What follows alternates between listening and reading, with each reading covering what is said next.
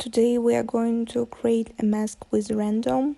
I'll show you an example of a heart with letters.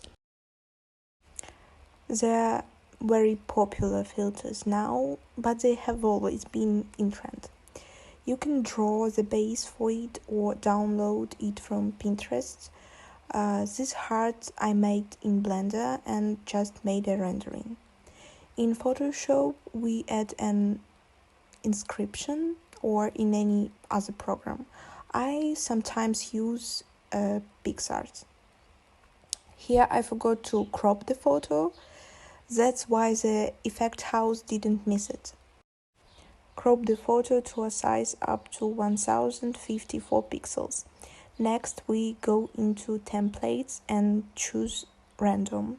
Next we need to add our answer pictures.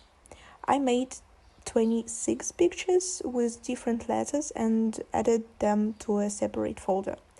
We click in the Assets window, then Add, then Texture Sequence. Find a folder with our pictures. Select all.